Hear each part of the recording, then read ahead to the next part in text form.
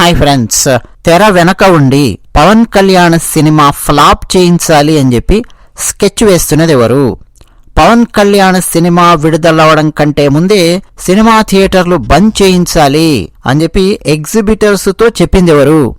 అసలు ఆ తెర వెనక ఉన్నది ఎవరు? ఎవరెవరు డ్రామాలు నడిపిస్తూ ఉన్నారు అన్నది ఇప్పుడు చర్చనీయాంశంగా మారింది. పవన్ కళ్యాణ్ గారి కార్యాలయము నిన్న సినిమా ఇండస్ట్రీని ఉద్దేశించి చాలా సీరియస్ గా వ్యాఖ్యలు చేస్తూ ఒక ప్రెస్ నోట్ విడుదల చేయడం గురించి మనం మాట్లాడుకున్నాం. సినిమా ఇండస్ట్రీలో ఉన్న వాళ్లకు కనీసం మర్యాద కూడా లేదు. చంద్రబాబు నాయుడు గారు మీ టికెట్ల రేట్లు పెంచుకోండియా అని చెప్పి ఇంత ఫ్లెక్సిబుల్ గా ఆయన బిహేవ్ చేస్తే, మీరేమో కలిసికట్టుగా ఒకసారి వచ్చి కనీసం మర్యాదపూర్వకంగా కూడా ముఖ్యమంత్రి గారిని కలవలేదు అని పవన్ కళ్యాణ్ గారి కార్యాలయం మాట్లాడడం, దానికి సంబంధించిన విశ్లేషణ నిన్న మనం పెట్టుకున్నాం. అయితే అసలు వ్యవహారం ఏంటి?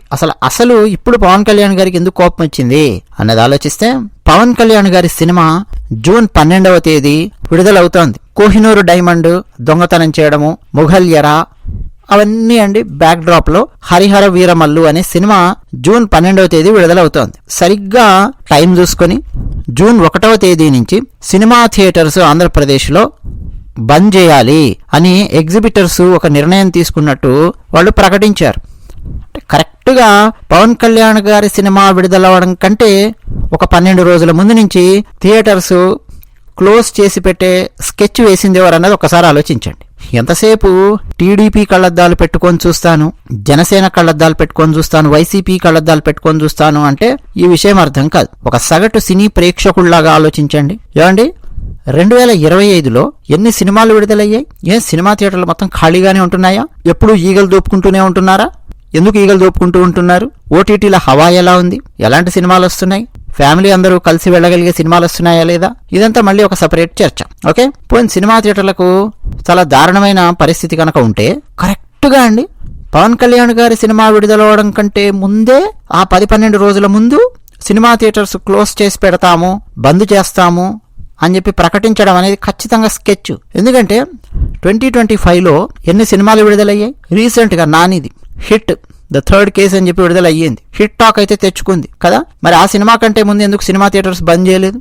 తండేల్ అని సినిమా వచ్చింది, నాగ చైతన్య, సాయి పల్లవి. ఆ సినిమా విడుదలవడం కంటే ముందు ఎందుకు సినిమా థియేటర్స్ బంద్ చేయాలని చెప్పి ఎగ్జిబిటర్స్ నిర్ణయం తీసుకోలేదు? అసలు అవన్నీ ఎందుకండి? జనవరిలో వరుస పెట్టి పెద్ద పెద్ద సినిమాలు వచ్చాయి, అవునా కాదా? సంక్రాంతికి వస్తున్నాం అనే సినిమా వచ్చింది. సేమ్ దిల్ రాజు గారే గేమ్ చేంజర్ అనే సినిమా విడుదల చేశారు. ఆ సినిమా విడుదలైనప్పుడు కొన్ని హికప్స్ వచ్చాయి, కొంత సమస్య వచ్చింది. ఆ నష్టాన్ని సంక్రాంతికి వస్తున్నాం సినిమా నాకు ఫిల్ చేసి పెట్టింది అని చెప్పి దిల్ రాజు గారే చెప్పారు. 300 కోట్ల కంటే ఎక్కువగా సంక్రాంతికి వస్తున్నాం వెంకటేష్ గారి సినిమా వసూలు చేసింది అని చెప్పి మాట్లాడారు. మరి సంక్రాంతి టైంలో ఎందుకు బంద్ చేయలేదు థియేటర్లు? బాలకృష్ణ గారి డాకు మహారాజ్ సినిమా వచ్చింది అదే టైంలో, అవునా కాదా? ఆ తర్వాత జస్ట్ ఒక 1 మంత్ క్రితం రాబిన్ హుడ్ అనే సినిమా వచ్చింది. సరే, సినిమా హిట్ అయిందా ఫ్లాప్ అయిందా ఒక్కొక్క సినిమా అనేది మళ్ళీ వేరే చర్చ.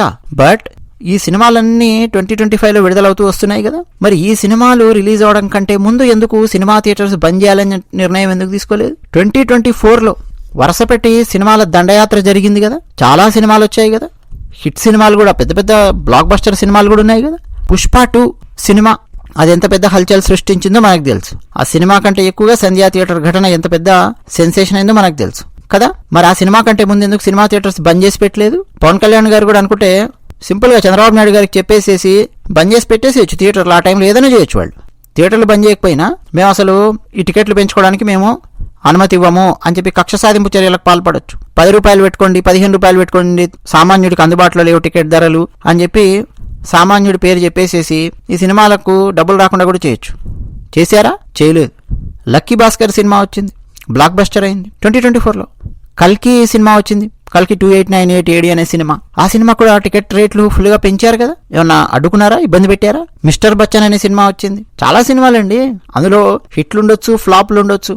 డబుల్ స్మార్ట్ వచ్చింది, దేవరా పార్ట్ 1 వచ్చింది, సూర్యాది పెద్ద సినిమా మట్కా అనే సినిమా వచ్చింది, ఫ్లాప్ అయింది ఆఫ్ కోర్స్.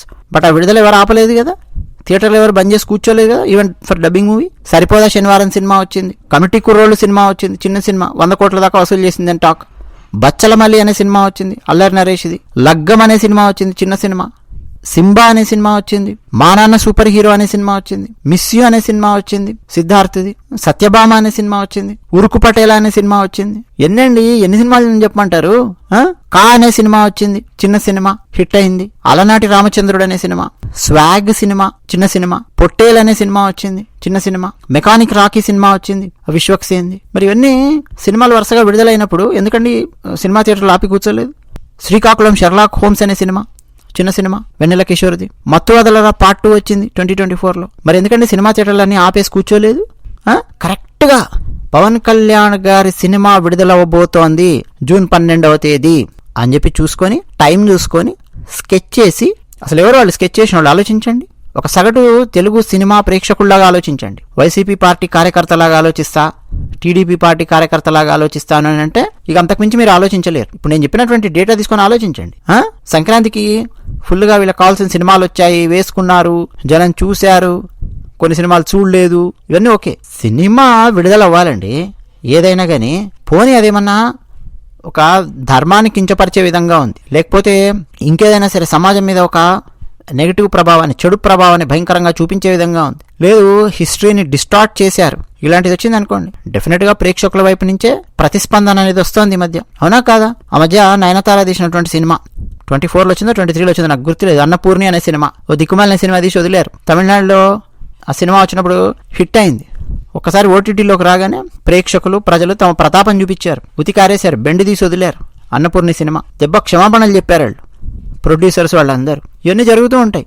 బట్ కరెక్ట్గా పవన్ కళ్యాణ్ గారి సినిమా వచ్చే ముందు 12 రోజుల ముందు స్కెచ్ చేసినట్టుగా సినిమా థియేటర్లు బంద్ చేసి కూర్చుంటాము అని చెప్పడం అనేది ఎంత దారుణంగా ఉందో చూడండి.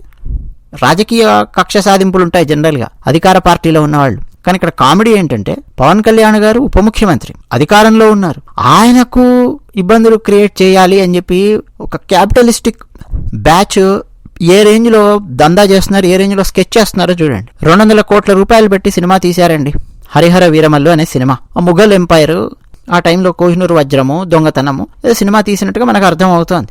ముందు బొమ్మ పడాలి కదండి, బాగుందా బాగాలేదో చెప్తారు ప్రేక్షకులు, అది మళ్ళీ వేరే విషయం. కానీ స్కెచ్ చేసినట్టుగా ప్లాన్ చేయడం, అసలు దాని వెనక ఎవరున్నారు? అందుకనే పవన్ కళ్యాణ్ గారికి అండి ఒళ్ళు మండింది. ఒకసారి ఆలోచన వచ్చింది, మరి నేనేం అన్యాయం చేశాను రా వీళ్లకు, సినిమా ఇండస్ట్రీలో ఉన్న వాళ్లకు, సినిమా థియేటర్లకు, అసలు నేనేం అన్యాయం చేశాను?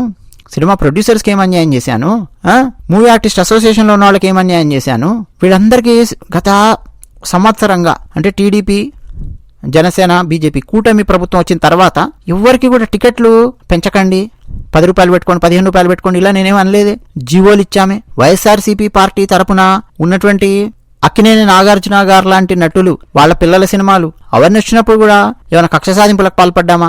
లేదు కదా. అంటే ఒక రకంగా ఓపెన్ అప్ అయి మాట్లాడారండి. ఇంకా పవన్ కళ్యాణ్ గారు మాట్లాడలా, వాళ్ళ కార్యాలయం నుంచి ప్రకటన ఇప్పించారు.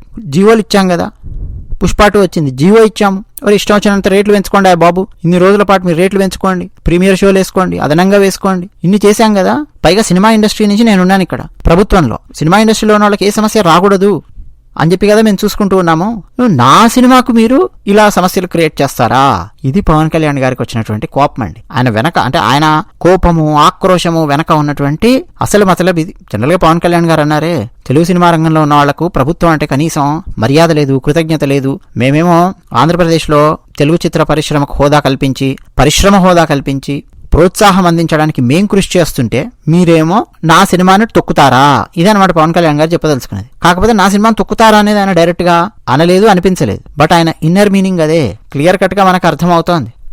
నెక్స్ట్ ఏం చేస్తారంటే అండి, ఇప్పుడు పవన్ కళ్యాణ్ గారి సినిమా ఇట్లా ప్రాబ్లమ్స్ క్రియేట్ చేయాలి, థియేటర్లు బ్లాక్ చేయడాలు, థియేటర్లు బంద్ చేయడాలు, ఇలాంటి వేషాలు ఏమైనా వేశారనుకోండి, డెఫినెట్ గా అండి పవన్ కళ్యాణ్ గారిగా ప్రతీకారము అన్నటువంటి డైరెక్షన్ లోపలికి వెళ్ళిపోయే అవకాశం అయితే స్పష్టంగా కనిపిస్తోంది. ఇప్పటివరకు అసలు వాళ్ళు వెళ్ళలేదు, నెక్స్ట్ ఆ డైరెక్షన్ లోకి వెళ్తారు. ఎవరైనా ప్రభుత్వం దగ్గరికి వచ్చి టికెట్ రేట్లు పెంచండి అని చెప్పి అడిగారు అనుకోండి, అఫ్ కోర్స్ అందులో దుర్గేష్ గారు ఉండొచ్చు, సినిమాటోగ్రఫీ మంత్రి. బట్ చంద్రబాబు నాయుడు గారిని కాదు అని చెప్పి చేస్తారు ఆయన. పవన్ కళ్యాణ్ గారు చెప్తారు, సార్ మన సినిమా వచ్చినప్పుడేమో ఈ విధంగా తొక్కుతూ ఉన్నారు, నా సినిమా వచ్చినప్పుడు ఈ విధంగా తొక్కుతున్నారు, చేస్తున్నారు. ఇప్పుడు ఒక్కొక్కడు వచ్చి లైన్లలో నిలబడి పైసలు కావాలి, టికెట్ రేట్ పెంచండి అని చెప్పి వస్తున్నాడు.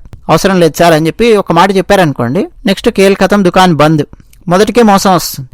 పవన్ కళ్యాణ్ గారికి ఇప్పుడు సినిమా లేకపోతే రాజకీయం ఉంది, కానీ సినిమాలు మాత్రమే తీసుకుంటూ కూర్చునేటువంటి ప్రొడ్యూసర్స్కి నెక్స్ట్ ఇంకేం ఉంది? అసలు ఈ థియేటర్ల యజమానులు ఎవరు, లీజుదారులు ఎవరు, ఎంత పన్ను వస్తుంది, సౌకర్యాలు ఎట్లున్నాయి, ఆంధ్రప్రదేశ్లో మల్టీప్లెక్స్లు ఎన్ని ఉన్నాయి, ఇలాంటి వివరాలు మొత్తం నేను ఆరా తీశాను అని చెప్పి పవన్ కళ్యాణ్ గారు ఇండైరెక్ట్ గా ఒక వార్నింగ్ ఇచ్చారు. మీరు చూస్తే నిజానికంటే ఆ మధ్య కూడా పవన్ కళ్యాణ్ గారు ఒక మంచి ఆలోచన చేశారు. డిప్యూటీ ముఖ్యమంత్రి హోదాలో ప్రజలతో ముఖాముఖి కార్యక్రమాన్ని నిర్వహించాలనుకున్నారండి. అందుకోసం ఏం చేశారంటే పవన్ కళ్యాణ్ గారు సినిమా థియేటర్లను వేదికగా ఒక కార్యక్రమాన్ని నిర్వహించారు. సో దట్ ఆ సినిమా థియేటర్లో వాళ్ళకి డబ్బులు వస్తాయి. ప్రభుత్వం నుంచి కార్యక్రమం నిర్వహించడము. ఫర్ ఎగ్జాంపుల్ టెక్కలి సమీపంలో రావివలస గ్రామం నుంచి 300 మంది ప్రజలను గురువారం ఉదయం మొన్న మధ్య 9 గంటలకు థియేటర్ దగ్గర తీసుకొచ్చారు. మంగళగిరిలోని క్యాంపు కార్యాలయం నుంచి పవన్ కళ్యాణ్ గారు వాళ్ళతో ప్రత్యక్ష ప్రసారం ద్వారా మాట్లాడారు. ప్రజల సమస్యలు తెలుసుకున్నారు. అక్కడికక్కడే అధికారులకు ఆదేశాలు ఇచ్చారు. రాష్ట్రంలోని అన్ని ప్రాంతాల్లోనూ దశల వారీగా ఈ కార్యక్రమాన్ని నిర్వహించాలని చెప్పి ప్లాన్ చేశారు. సో అంటే ఒక రకంగా సినిమా థియేటర్లను ఉద్ధరించాలి ఇండైరెక్ట్ గా అని చెప్పి కూడా ఆలోచించారు. ప్రజల సమస్యలపై మాట్లాడుతూ మరో రకంగా సినిమా థియేటర్ల యజమానులను, ఎగ్జిబిటర్స్ను వాళ్లను కూడా ప్రోత్సహించాలి.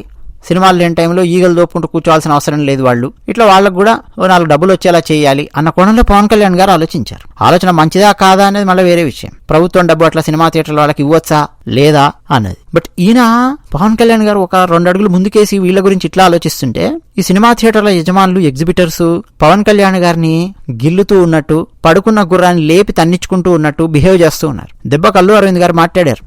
చూసారా పవన్ కళ్యాణ్ గారు నిన్న స్టేట్మెంట్ ఇచ్చాక, పవన్ కళ్యాణ్ని గిల్లడం అనేది ఒక దుస్సాహసమే అవుతుంది. ఒక పక్క మన సినిమా రంగం తరపు నుంచి పవన్ కళ్యాణ్ అక్కడ ఉన్నారు. ఆయన ఇండస్ట్రీ నుంచి ఒక మనిషి కీలకమైన పాత్రలో ఆయన ఉన్నారు కాబట్టి డిప్యూటీ సీఎంగా సినిమా ఇండస్ట్రీలో ఉన్న వాళ్ళకి సహాయ సహకారాలు అందించే ప్రయత్నం పవన్ కళ్యాణ్ గారు చేస్తూ ఉన్నారు. కానీ ఎవరిట్లా సినిమా థియేటర్లు బ్లాక్ చేస్తున్నారు నాకు అర్థం కావట్లేదు. నా దగ్గరనవి 15 సినిమా థియేటర్ల లోపే ఉన్నాయి. 50 సంవత్సరాలుగా సినిమాలు తీయడం నా పని, సినిమా థియేటర్లు రన్ చేయడం కాదు. జూన్ 1 నుంచి థియేటర్లు మూసేస్తామని చెప్పి ఎగ్జిబిటర్స్ నిర్ణయం తీసుకోవడం, అది దాని మీద ఏపీ సినిమాటోగ్రఫీ మంత్రి కందుల దుర్గేష్ ఇచ్చినటువంటి స్పందన కరెక్ట్ గా ఉంది అని చెప్పి మాట్లాడారు. నిజానికి కందుల దుర్గేష్ గారు ఇచ్చిన స్పందన అంటే పవన్ కళ్యాణ్ గారు ఇచ్చిన స్పందననే. పవన్ కళ్యాణ్ గారు మాట్లాడిందే ఆయన ఆఫీస్ నుంచి వచ్చింది. నెక్స్ట్ కందుల దుర్గేష్ గారు మాట్లాడారు. పవన్ కళ్యాణ్ గారి సినిమా విడుదలవుతున్న టైంలో థియేటర్లు మూసేస్తాము అని చెప్పి మాట్లాడడం అంటే డెఫినెట్ గా ప్రభుత్వం అనబడే ఒక కొరివితో తలగోక్కోవడమే అవుతుంది. అది మాత్రం డామ్ షూర్. ప్రజలు క్యాజువల్ గా ఆలోచించినా అర్థమవుతుందండి. మేలో మూయని థియేటర్లు, ఏప్రిల్లో మూయని థియేటర్లు, మార్చు, ఫిబ్రవరి, జనవరిలో మూయని థియేటర్లు జూన్లో ఎందుకు మూయాలని చెప్పి ప్లాన్ చేస్తున్నారు? పవన్ కళ్యాణ్ గారి సినిమా జూలైలో గనక పెట్టుకొని ఉంటే విడుదల, అప్పుడు జూలై 1కి ప్లాన్ చేసి ఉండేవాళ్ళు. ఎవరో అండి నెంబర్ 1 దొంగ వేదవాళ్ళు ఉన్నారు. కామ్గా ప్రశాంతంగా పని చేసుకోకుండా బతకనివ్వు అన్నటువంటి కోణంలో వెళ్లకుండా వెదవ పనులు చేస్తున్న వాళ్ళు ఖచ్చితంగా ఉన్నారు. తెలుగు వాళ్లే శత్రువులు. వేరే వాళ్ళు ఎవరు వచ్చి తెలుగు వాళ్ళని తొక్కేయాల్సిన అవసరం లేదు. తెలుగు వాళ్ళు శత్రువులుగా ఉంటారు. విదేశాలలో కూడా నేను చాలా సందర్భాలలో చూస్తుంటాను. వాడికి తెలిసిన సమాచారం మనకు చెప్పడు. మనమేమో చాలా ఓపెన్ గా చెప్తున్నాము అని చెప్పి మనం అనుకుంటాం. మనం చాలా బ్రాడ్ మైండెడ్ గా ఉన్నాము అని చెప్పి మనం అనుకుంటాం. 2 అడుగులు ముందుకేసాము అని చెప్పి అనుకుంటాం. అమెరికాలో అండి నాకు 4 ఇళ్ల అవతల ఒక వ్యక్తి ఉండేవాడు. నేను అంతకుముందు వేరే ఒక చోట ఉన్నప్పుడు ప్రతిరోజు వాకింగ్కి అలా వచ్చేవాడు. ఈ వీసాలకు సంబంధించి కానీ, ఇప్పుడు అమెరికాలో ఎప్పుడు ఏదో ఒక గోల్ నడుస్తూనే ఉంటుంది ప్రతి ఇంట్లో. ఆ వీసా, ఈ వీసా, ఆ డాక్యుమెంట్, ఈ డాక్యుమెంట్, నెక్స్ట్ ఇలా ఉందండి, ఇలా ఉందండి. నేను చాలా ఓపెన్గా నేను షేర్ చేస్తూ ఉండేవాడిని. ఇది ఇట్లా ఉంది, అది ఇట్లా ఉంది.